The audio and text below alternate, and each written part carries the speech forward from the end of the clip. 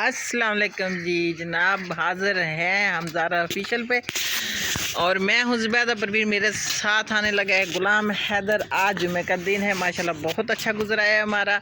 आप लोगों को कैसा गुजरा है? हमारा तो बहुत अच्छी अच्छी दुआओं के साथ, नमाज के साथ, और हमने नमाज जुमा भी अदा की है। इस मेरे बेटे ने माशाल्लाह से सब बच्चों ने घर के तकरीबन उस्मान हैदर और मेरे मियाँ ने भी सब ने नमाज जुमा अदा की है। तो अब हमने सोचा आप लोगों के लिए वीडियो बनाएं।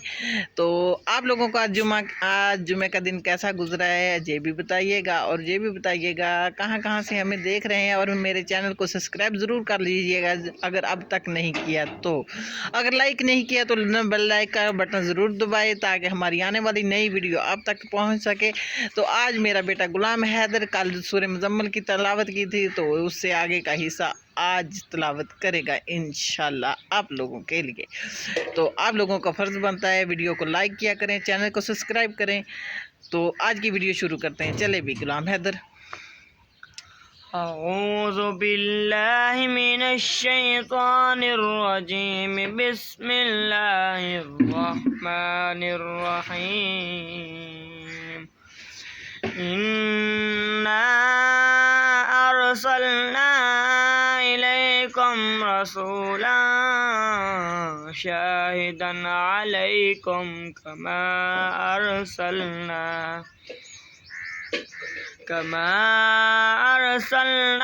इला फिरऔन रसूला फअसा फिरऔन الرسول فأخذناهم أخذا وبيلا فكيف إذا توفتهم الملائكة يضربون وجوههم وأدبارهم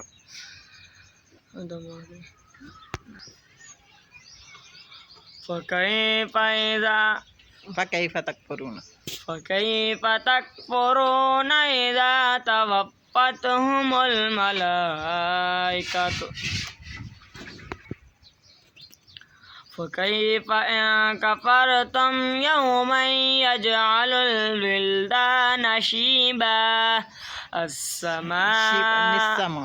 السماء منفطر به كان وعده يوم يجعل الولدان يوم يجعل الولدان شيبا السماء منفطر به كان وعده مفعولا إن هذه تذكرة فمن شاء اتخذ إلى ربه سبيلا إن ربك يعلم أنك تقوم أدنى من ثلثي